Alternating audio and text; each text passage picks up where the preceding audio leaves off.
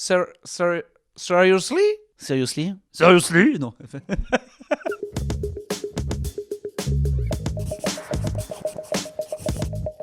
Ma série préférée, alors vraiment du moment, c'est The Crown. Moitié de l'épisode 2, je trouvais ça trop lent. Le début, là où ils partent, vraiment, ça va. Je trouvais ça trop lent, beau mais lent. Et bon, la saison 4 qui arrive, toute la presse dessus et tout, c'est charmé. Au bout d'un moment, tu te dis, regarde, j'ai loupé un délire ou comment ça se passe? Et comme j'ai loupé Game of Thrones, je suis passé à côté du train, le train est passé, et puis moi j'étais en train de faire un autre truc. Du coup, je me suis dit, attends, tu es encore en train de rater un truc. Et je suis redémarré, et là, je suis à donf. Au moment où je te parle, je suis saison 1.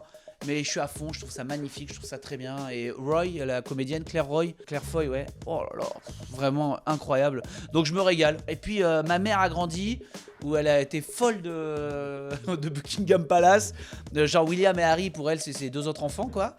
Donc il y a un côté où je connais un peu l'histoire et tout, donc c'est intéressant. Tous les temps, c'est Seinfeld.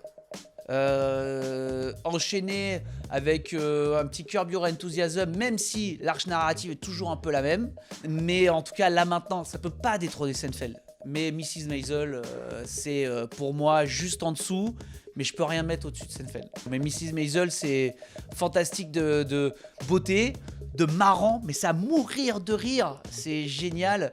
De voir Lenny Bruce et tout qui sont joués, c'est beau, et en même temps tout ce que ça raconte sur le féminisme de la femme, la place de la femme, quoi, je trouve ça super de montrer à quel point c'était arriéré, pour montrer qu'aujourd'hui on est encore quand même arriéré sur les différences de salaire et tout. Il y a un parallèle qui se crée qui est super intéressant, je trouve.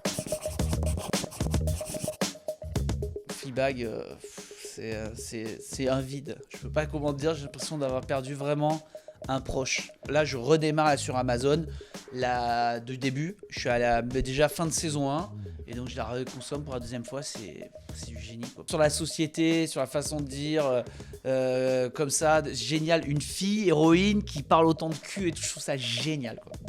Vraiment bravo. Cette fille est formidable, son Killing Eve ensuite, même ses cérémonies, tu sais, où elle reçoit des prix. Putain, je regarde et même ses discours, ils sont géniaux. J'adore cette fille. Bizarrement, je vais prendre une sitcom. Je pense que ça doit être un truc de jouer en public avec le côté, tiens, les rires, on voit les scènes, on adapte et tout machin. Curieusement, peut-être parce que j'ai grandi avec. C'est peut-être ce truc-là que j'aimerais le plus tourner avant un Friends ou un How I Met Your Mother. J'adore le côté flashback, flash forward. Et donc, c'est vraiment un truc que je pense à jouer, ça doit être très grisant. Là, on est sur du génie de comédie parce que c'est pas genre un extérieur comme Curb où tu refais les scènes, c'est que du rythme. C'est pour ça que d'ailleurs, en français, c'est Chandler le plus drôle.